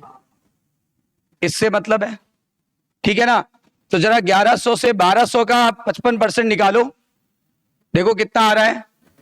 1100 से 1200 का लगभग 55% निकालो, कितना आ रहा है देखो। इसको 1150 मान लो, पहले इसको 1150 मानो और उसका 55% निकालो, लगभग कितना आएगा देखो जरा। 600 है ना, लगभग 650 आ रहा होगा। कितना आ रहा है? अरे 1150 का 55% कितना आ रहा है? 600, हाँ 650 60 के करीब आएगा। तो ये मैं अप्रोक्सीमेट वैल्यू लिख दे रहा हूं, करीब इतना प्लाज्मा हमारी किडनी में आया। हमारा इतना प्लाज्मा प्रति मिनट किडनी में आया, ठीक है ना? अच्छा एक बात बताओ, ये जो मेम्ब्रेन थी, क्या ये 100% प्लाज्मा को छान देगी? क्या यहां से जितना प्लाज्मा आएगा सब छन जाएगा कि कुछ वापस भी चला जाएगा? वापस भी चला जाता है, ज्यादातर प्लाज्मा वापस ही चला जाता है, केवल कुछ ही छन पाता है। तो यहां पर लगभग 19% प्लाज्मा छनता है, 19 से 20%। अब जरा 19% निकालो, 650 या 660 जितना भी आया था उसका 19% निकालो। कैलकुलेटर क्या करने के लिए? देखने के लिए। 650 का लगभग निकालो आप 19%, 125 आ रहा है।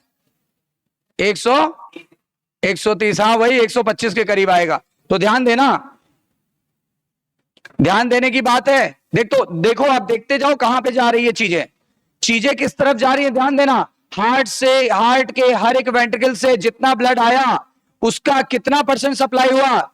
20%, यानी 1/5, ठीक है, जो कि जिसकी वैल्यू कितनी थी? 1100 से 1200 ml प्रति मिनट। और इस ब्लड में प्लाज्मा कितना था? 55%। हमने निकाल लिया तो ये वैल्यू आ गई। अब सवाल ये उठता है, हमारी जो फिल्ट्रेशन मेम्ब्रेन है वो क्या 100% एफिशिएंट है कि केवल 19 से 20% ब्लड छान पाती है? 19 से 20%, यानी क्या यहां से only 19 to 20% blood is filtered, blood is filtered, ठीक है ना?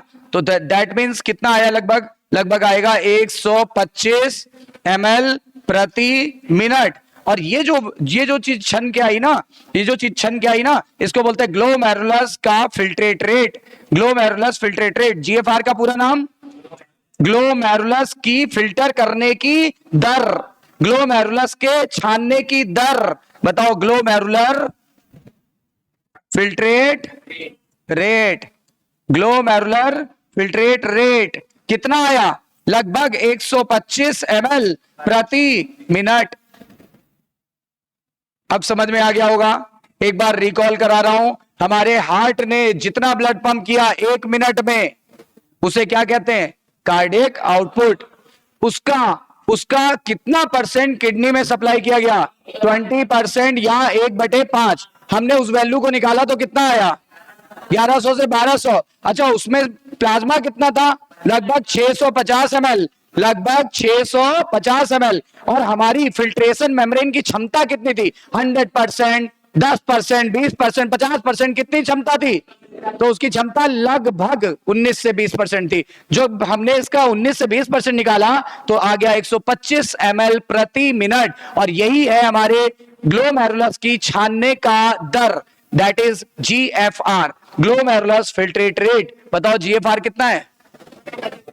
कहने का तात्पर्य क्या है कि यहां से यहां पर जो चीजें छन के आ रही हैं, अब यहां से यहां क्या जो फिल्ट्रेट छन के आ रहा है, यहां से यहां जो फिल्ट्रेट छन के आ रहा है, यहां से यहां जो फिल्ट्रेट छन के आ रहा है, वो किस रेट से आ रहा है? वो इस रेट से आ रहा है। उसका रेट है 125 ml प्रति मिनट। बोलो सही है, क्लियर है?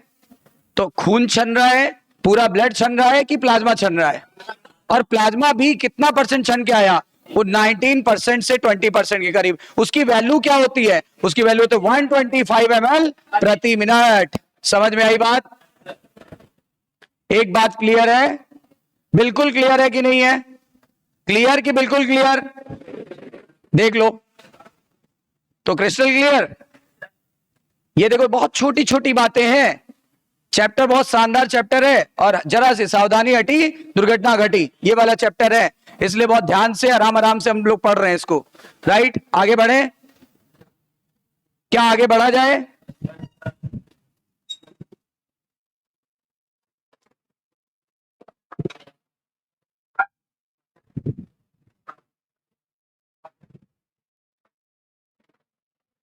क्लियर है यहां तक?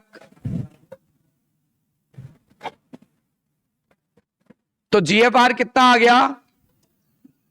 125 ml पर मिनट। तो पूरे दिन का कितना आएगा हम जानना चाहते हैं। पूरे दिन में कितना जीएफआर बनेगा? जीएफआर इन 1 डे।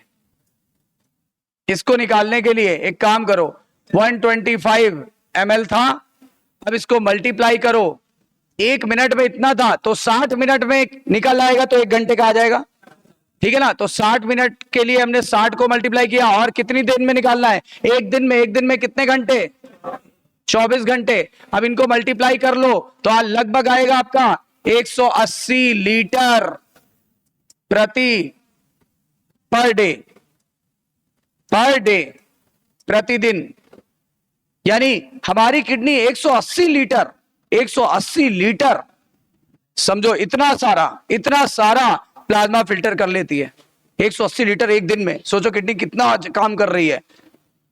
हमारा हार्ट तो बिजी है ही है, पर हार्ट के बाद किडनी भी तो बहुत बिजी है। किडनी भी तो दिन रात लगी हुई है एकदम छानने में। 24 घंटे में 180 लीटर, यानी न जाने कितनी बार हमारा खून छान देती है। सोच के देखो, ठीक है ना? 180 लीटर प्रतिदिन। अच्छा, लेकिन हम यूरिन कितना डिस्चार्ज करते हैं? इसमें से हम यूरिन कितना डिस्चार्ज करते हैं? आंसर आएगा लगभग 1.5 लीटर प्रतिदिन। मैंने बोला था 1 से 1.5 लीटर, लेकिन हम मैक्सिमम भी मान लें कि 1.5 लीटर के करीब, तो 1.5 लीटर। देखो इसका मतलब है अप्रोक्सीमेट यूरिन लगभग इतने लीटर पर डे डिस्चार्ज करते हैं। तो बाकी का माइनस करो, बाकी का माइनस करो। 178.5 लीटर पर डे कहां चला गया? ये कहां चला गया? अगर केवल इतने में से हमारी किडनी ने कितना छाना पूरे दिन में? 180 लीटर। लेकिन हमारी यूरिन में कितना गया? 1.5 लीटर। तो बाकी का 178.5 लीटर कहां चला गया? कहां गुम हो गया? कहां छू मंतर हो गया? बताओ जल्दी। सर आपने बताया था, ये तो चीटिंग है। आपने बताया था, क्या बताया था? क्या बताया था? कि रीएब्सॉर्ब हो जाएगा। Very good. कैसे रीएब्सॉर्ब होगा? सिलेक्टिवली कि नॉन सिलेक्टिवली? एक्टिवली कि पैसिवली? दोनों तरीके से। पक्का है ना? कंफर्म है ना? क्लियर हो गया ना? चलो, बहुत समझदार होते जा रहे हो आप लोग। क्या होगा? हम तो सोच रहे हैं एक दिन आप लोग पढ़ाने लगे तो मेरा क्या होगा? पेट पे लात मार दोगे। चलो, तो 178.5 लीटर क्या हो जाएगा? ये सेलेक्टिवली रीएब्सॉर्ब्ड, सेलेक्टिवली रीएब्सॉर्ब्ड, सेलेक्टिवली रीएब्सॉर्ब्ड।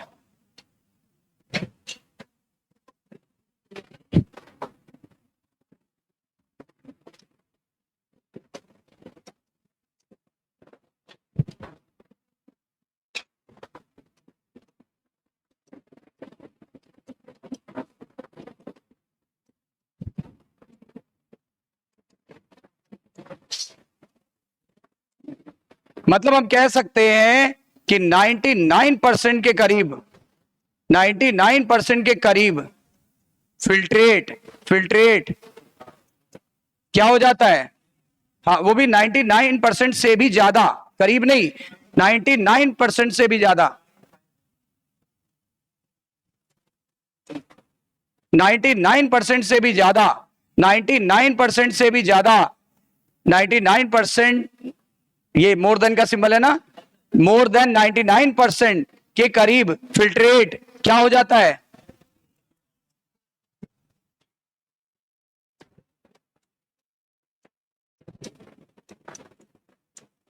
अच्छा, अगर 99% के करीब रीअब्जॉर्ब हो जाता है तो यूरिन में कितना आया मैं बता देता हूं एग्जैक्टली, लगभग 0.8% ऑफ फिल्ट्रेट। यूरिन कितना था? 0.8% ऑफ फिल्ट्रेट। तो यानी अगर देखा जाए तो ये 99.2 था और ये कितना था? 0.8%। बताओ हमारे टोटल फिल्ट्रेट का कितना परसेंट फिल्ट्रेट रीएब्जॉर्ब हो जाता है? 99% से भी ज्यादा। तो यूरिन कितने से बनता है? 1% से भी कम। अगर हम लोग इसको इवेल्युएट कर ले तो आपकी फिजियोलॉजी के अकॉर्डिंग ये 0.8% आता है। बोलो सही है? एक एक चीज क्लियर है? एक एक चीज क्लियर हो गई कि नहीं हो गई? सारा हिसाब किताब बराबर? तो ये कौन सी प्रोसेस अभी हम पढ़ रहे थे? पहली, अब वो भी अभी कंप्लीट नहीं हुई है।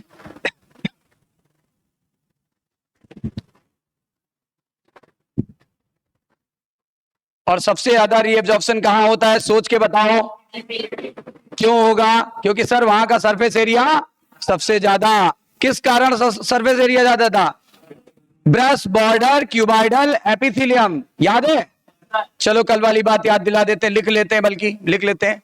मैक्सिमम रीएब्जॉर्प्शन कहां पर होगा? मैक्सिमम रीएब्जॉर्प्शन कहां पर होगा? जहां पर ऐसे एपिथेलियम होंगे, याद करो, जहां पर ऐसे एपिथेलियम होंगे। और ऐसे एपिथेलियम को क्या बोला था हम लोग ने? Brush border cuboidal epithelium. और ऐसा एपिथेलियम कहां होता है? पीसीटी में। इसीलिए यहां पर मैक्सिमम रीएब्जॉर्प्शन।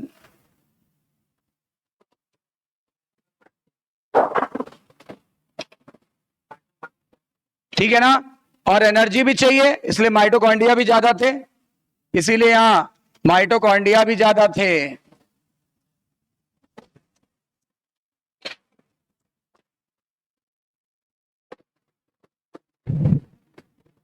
बोलो क्लियर? बिल्कुल आराम आराम से कर रहे हैं हम लोग, कोई भगदड़ नहीं है। मन में शांति से पढ़ो, है ना? शांति के साथ पढ़ो। सर शांति कहाँ है?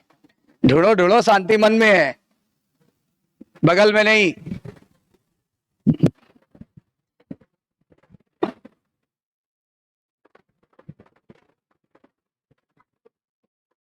पीछे नहीं है, मन में है। चलो हो गया क्लियर? इतनी बातें बिल्कुल क्लियर हो गई?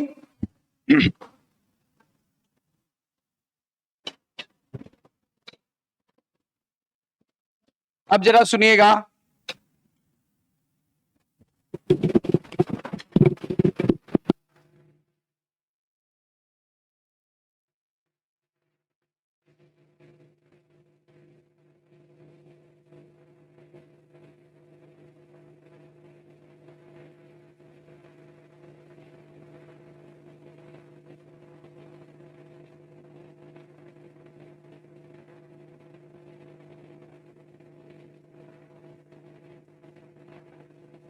नेक्स्ट, यहां तक पहुंच गए?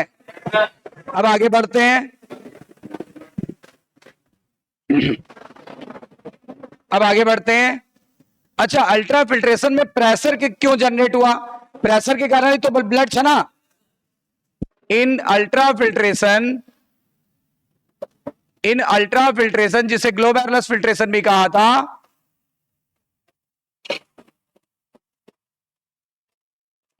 pressure is created by more diameter of afferent arteriole and less diameter of efferent arteriole। सही है ना? अच्छा, सवाल ये उठता है ये प्रेशर था कितना? मैं आपको बता देता हूं ये प्रेशर कितना था, एनसीईआरटी में नहीं दिया हुआ है। 10 से 15 तक होता है, ये लगभग होता है 10 से 15 मिलीमीटर ऑफ मरकरी। 10 से 15 मिलीमीटर ऑफ मर्करी होता है। यह भी निकालने का एक फार्मूला है, पर हमारे सिलेबस में नहीं है। तो बताओ अल्ट्रा फिल्ट्रेशन के समय जो प्रेशर होता है वो कितने के करीब आता है? 10 से 15 मिलीमीटर ऑफ मर्करी, 10 से 15 मिलीमीटर ऑफ मर्करी, और इसी प्रेशर के कारण फिल्टर हो जाता है। ठीक है ना? इसी प्रेशर के कारण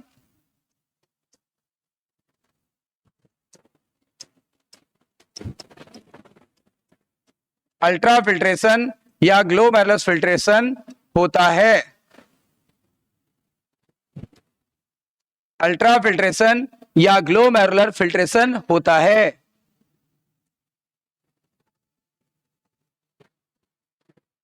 ठीक है? अच्छा, अब सवाल यह उठता है, क्या छना था? बताओ, क्वेश्चन ये है, क्या ग्लोमेरुलस फिल्ट्रेशन द्वारा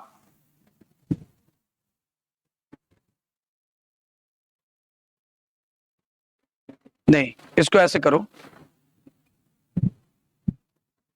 क्वेश्चन ये बनाओ, ग्लोमेरुलस फिल्ट्रेशन द्वारा जो फिल्ट्रेट छना था, फिल्ट्रेट ना, जो फिल्ट्रेट छना था उसे क्या नाम देंगे? पहले तो मेरा सवाल ये है, उसे क्या नाम देंगे? और यहीं पे एक क्वेश्चन और होगा, उसका केमिकल कंपोजिशन क्या होगा? देखो, अपने दिमाग में क्वेश्चन क्रिएट करो, उसका केमिकल कंपोजिशन क्या होगा? उसका केमिकल कंपोजिशन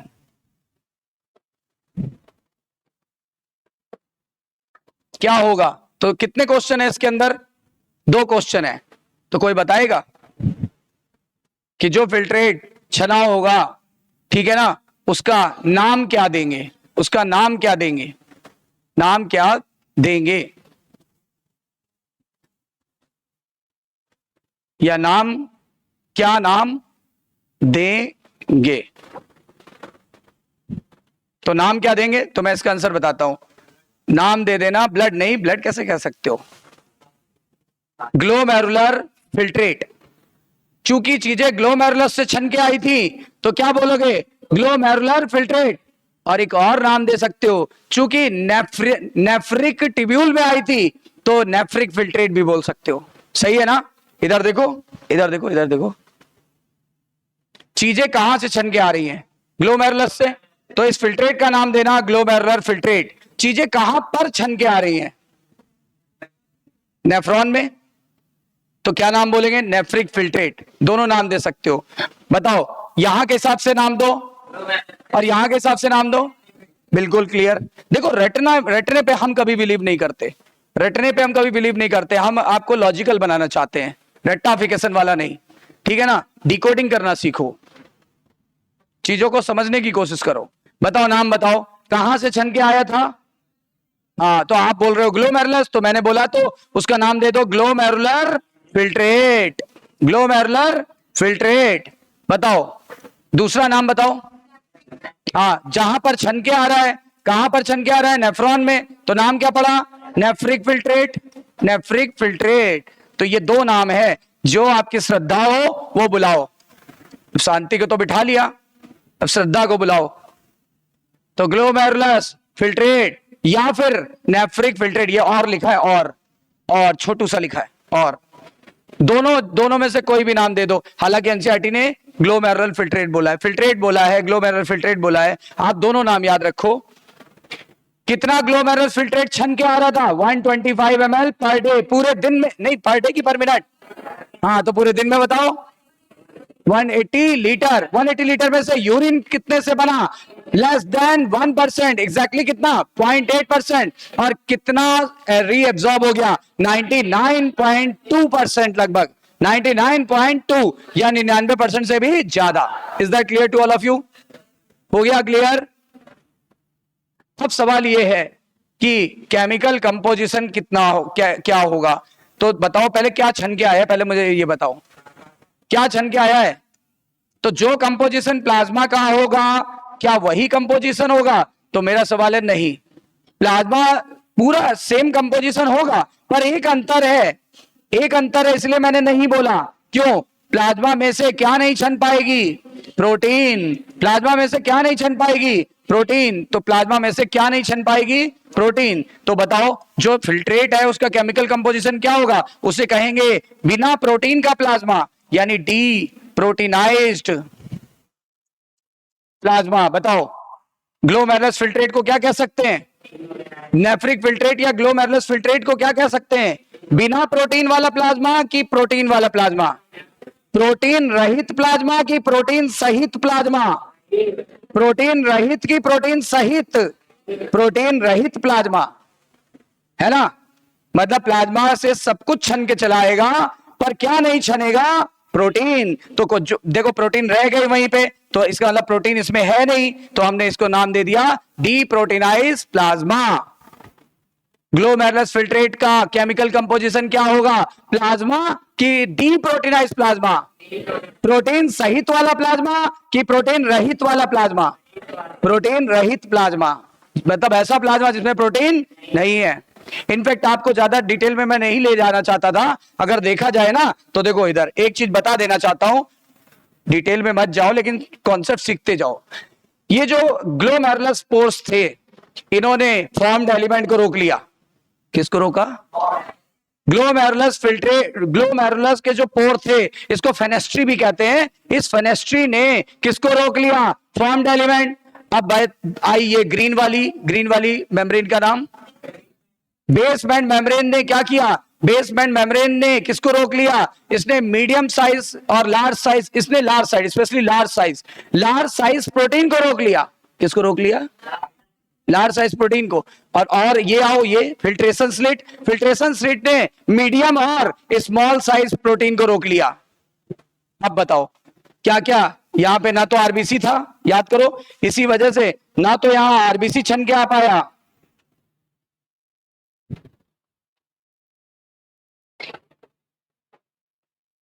हाँ, इसी वजह से ना तो यहां पे देखो आरबीसी छना है, ना तो डब्ल्यूबीसी छना है, ना तो प्लेटलेट्स छने हैं, और ना ही प्रोटीन छनी है। बताओ किसने फॉर्म्ड एलिमेंट को रोका?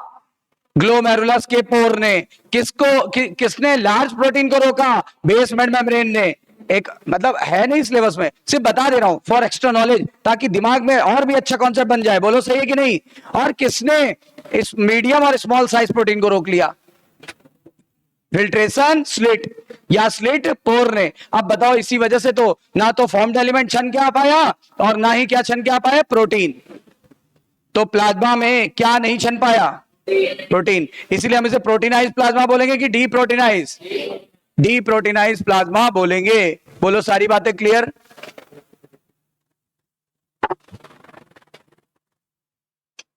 सारी बातें क्लियर हो गई?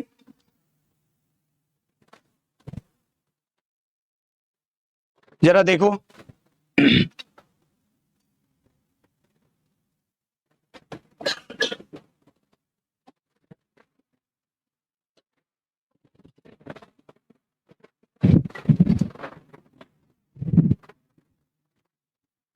देखो यूरिन फॉर्मेशन में कितने स्टेप होते हैं? जल्दी बताओ। 3 मेन स्टेप होते हैं। पहला बताओ ग्लोमेरुलर फिल्ट्रेशन, दूसरा हाँ रीअब्जॉर्प्शन, नहीं पूरे नाम बोलो पूरा, सेलेक्टिव रीअब्जॉर्प्शन, और तीसरा बोलो सेलेक्टिव सिक्रेशन या ट्यूबुलर सिक्रेशन। बताओ हम लोग ने एनसीईआरटी से बेहतर किया है ना, और एनसीईआरटी का एक भी स्टेप छूटेगा नहीं।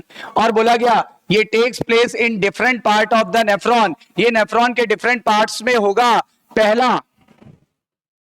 पहला स्टेप यूरिन फॉर्मेशन का, जिसमें फिल्ट्रेशन हो रहा है, क्या छनेगा? ब्लड। लेकिन ब्लड का भी कौन सा कंपोनेंट छनेगा? प्लाज्मा। प्लाज्मा में भी क्या नहीं छन पाएगा? प्रोटीन। क्या नहीं छनेगा? यानी कि ग्लोमेरुलस फिल्ट्रेट का केमिकल कंपोजिशन इज प्रोटीनाइज्ड प्लाज्मा की डी प्रोटीनाइज्ड प्लाज्मा। बिल्कुल सही है। which carries out only the glomerulus and is called as glomerulus filtrate। बोलते पहली वाली प्रक्रिया ग्लोमेरुलस के थ्रू हो रही थी तो नाम दिया गया ग्लोमेरुलर फिल्ट्रेट, और चूंकि प्रेशर से हो रही थी तो हमने एक नया नाम दिया अल्ट्रा फिल्ट्रेशन। अल्ट्रा मतलब ज्यादा की कम, तो हमने प्रेशर बढ़ा दिया था। कितना? 10 से 15 mmHg। इसी प्रेशर के कारण चीजें छन गई, तभी तो हमने इसका एक दूसरा नाम भी बता दिया आपको। What is this? Ultra filtration. On an average औसतन 1100 से 1200 ml ब्लड फिल्टर किया जाता है बाय द किडनी। कितने मिनट में?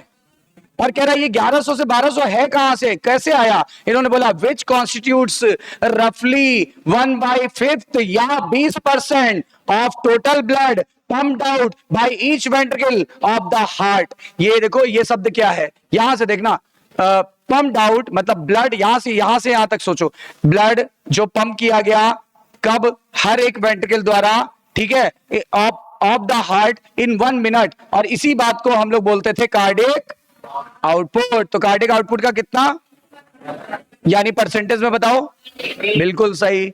अब एक एक चीज क्लियर है, देखो इसकी एक लाइन में कितना रहस्य छुपा हुआ था। एनसीईआरटी को डिकोड करना सीखो, समझ गए? इतनी लाइन बताने के लिए मुझे देखो 2-3 पेज पढ़ाने पड़े ना, क्योंकि लेकिन कॉन्सेप्ट बिल्कुल क्लियर हो गया आपका, हुआ कि नहीं हुआ? चलो नेक्स्ट, द रेगुलर नहीं sorry glomerular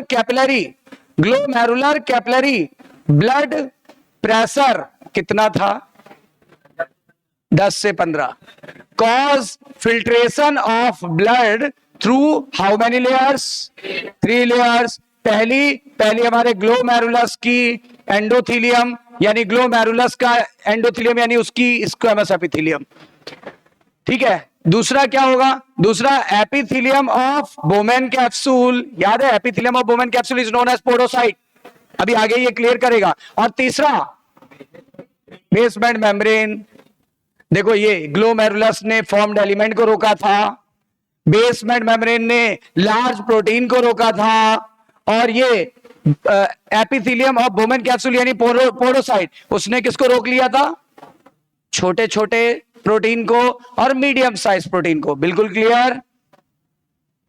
These 2 layers, the epithelial cell of Bowman capsule is called as podocyte. और ये अरेंज होती किस मैनर में, इंटीग्रेट मैनर में, यानी ऐसे उलझी हुई होती है, बीच में कुछ स्पेस दिखते हैं, लिव सम माइन्यूट स्पेस। इन स्पेस को हमने नाम दिया था, क्या नाम दिया था, फिल्ट्रेशन स्लिट या स्लिट पोर, फिल्ट्रेशन स्लिट या स्लिट पोर। और क्या होगा, blood is filtered so finally, blood इतने अच्छे से छनता है इन मेम्ब्रेन से कि पूछो ही नहीं, and that almost all the constituents of the plasma except the protein. बोलते हैं ऐसा इतने अच्छे से छना कि सब कुछ छन के चलाया, प्लाज्मा का सब कुछ छन के चलाया, एक चीज छोड़ के, प्रोटीन को छोड़ के, और ये छन के ल्यूमेन में चलाया, किसके ल्यूमेन में, Bowman capsule. And therefore it is considered as the process of ultra filtration. Last में बोला है अल्ट्रा फिल्ट्रेशन, हमने शुरू में ही बोल दिया था क्योंकि यहाँ पे प्रेशर के कारण फिल्ट्रेशन हो रहा था, इसलिए इसको बोलते हैं अल्ट्रा फिल्ट्रेशन।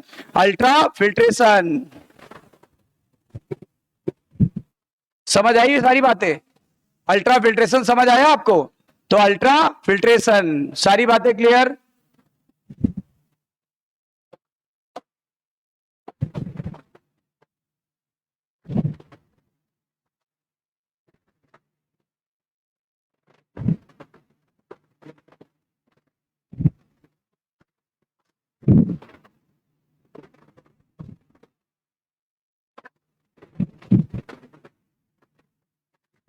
अब देखो क्या बोल रहा है, the amount of filtrate formed by the kidney पर मिनट।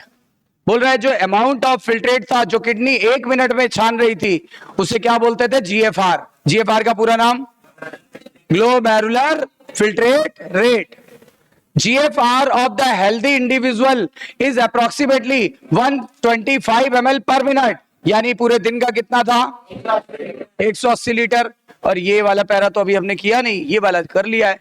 बताओ पर डे का कितना निकाला, 180 litre per day. With that of urine release, urine कितना, लगभग 1.5 लीटर। तो suggested that nearly 99% of the filtrate has to be reabsorb by the renal tubule, मतलब renal tubule से निकल के वापस खून में चला जाता है। And this process is called as reabsorption, ठीक है ना। और इसके लिए हमारे कह रहा है ट्यूबुलर सिक्रीशन भी आगे होगा, ट्यूबुलर सिक्रीशन भी आगे होगा, तो वो हम लोग कल आगे कंटिन्यू करेंगे तो पता चलेगा, राइट। तो ये चीजें हम लोगों को पता चलेंगी। अभी मैंने इतना कवर कर लिया है, अभी आज के टर्म में ही काफी टाइम लग गया है ना।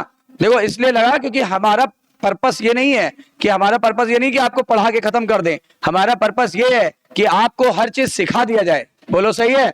अब देखो अब एनसीईआरटी की हर लाइन का आपको वो पता है कि इसका मीनिंग क्या है, कैसे होगा, सारी चीजें ब्रेन में बैठ गई कि नहीं बैठ गई? बैठ गई ना? तो ये सारी बातें यहां तक हम लोग ने क्लियर कर ली है।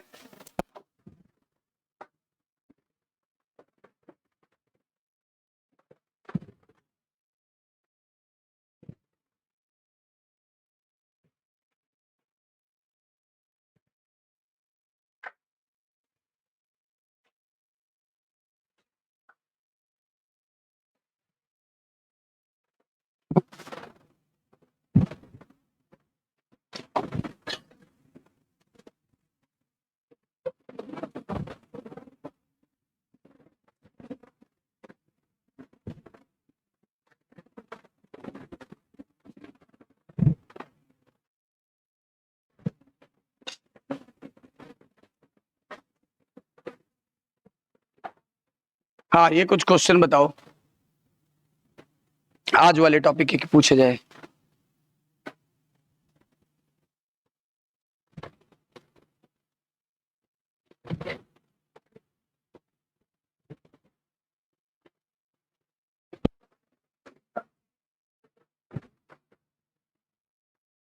फिल्ट्रेशन फ्रैक्शन बताओ कैसे निकालेंगे। यानी पहला, जीएफआर, कितना जीएफआर है और कितना प्लाज्मा का फ्लो था। भाई कितने प्लाज्मा में से कितना छना, इसी को बोलेंगे फिल्ट्रेशन फ्रैक्शन। अरे वही 19%, 90 से सॉरी 19 to 20, 19 से 20%, ये फिल्ट्रेशन फ्रैक्शन बोलते हैं उसको। ये बताओ, GFR in a healthy individual is approximately कितना होगा? 125 ml और 180 litre per day, 180 litre per day. Juxtaglomerulus apparatus is formed by the cellular modification in the, बताओ किसके मॉडिफिकेशन से बना? अच्छा, अभी juxtaglomerulus apparatus हम लोग ने पढ़ा ही नहीं है ना? हाँ, ये बताओ, एक सिंगल यूरिनिफेरस ट्यूब्यूल या नेफ्रॉन किस किस चीज से मिलकर बना होता है? किस किस चीज से मिलकर बना हुआ है? अरे लूप ऑफ हेनले भी था, बोमेन कैप्सूल भी था, डीसीटी था, पर कलेक्टिंग डक्ट नहीं था, यानी सी ना। Filtration slit are formed by, देख के बताना सही, फिल्ट्रेशन स्लिट किससे बना था? फिल्ट्रेशन स्लिट बना था पोडोसाइट सेल से, और पोडोसाइट सेल को बोलते थे squamous epithelium of Bowman capsule. है कोई ऑप्शन? वो भी इनर वाला कि आउटर वाला? इनर वाला। तो ये देखो, ये है inner epithelium of Bowman capsule. ये अभी नहीं किया। हाँ, ये कर लिया है, पीसीटी कर लिया है ना। ए क्या होगा? ग्लोमेरुलर। बी क्या होगा? Bowman capsule. सी क्या होगा? डीसीटी, नहीं पीसीटी क्योंकि पास वाला है, ठीक है ना। डी क्या होगा? ये होगा लूप ऑफ हेनले। एक्स क्या होगा? वासा रेक्टा। ई क्या होगा? डीसीटी। हो गया? देख लो, सब चीज हो जा रही है, ठीक है।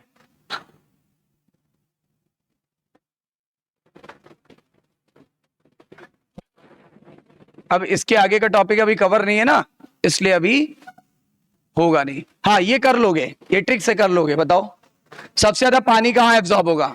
पीसीटी, क्योंकि जब सबसे ज्यादा रीएब्जॉर्प्शन ही वही होता है, तो हम पानी का पूछें या इलेक्ट्रोलाइट का पूछें या किसी भी चीज का पूछें, वो तो वही आंसर होगा ना, पीसीटी। और क्यों होगा? क्योंकि वहां पर माइक्रोविली होती है जो सरफेस एरिया कई गुना बढ़ा देती है। बोलो क्लियर है? क्लियर हो गया कि नहीं हो गया? सारी बातें क्लियर है? ठीक है।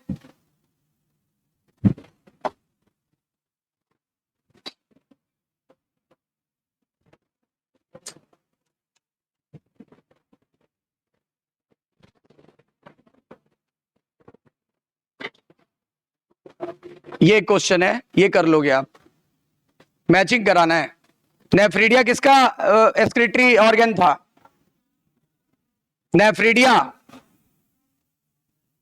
नेफ्रीडिया लीच, क्योंकि एनिलिडा में पाया गया था। मालपिगन टिब्यूल, कॉकरोच, प्रोटोनेफ्रीडिया और किडनी। हाँ, किडनी हो जाएगी शार्क में। ये तो अभी नहीं होगा, ये सब आगे के हैं ना। एक्चुअली मैचिंग वाले क्वेश्चन है ना, तो पूरे चैप्टर से बना दिए गए। मैचिंग वाले पूरे चैप्टर से बनाए जाते हैं। ये भी नहीं होगा अभी।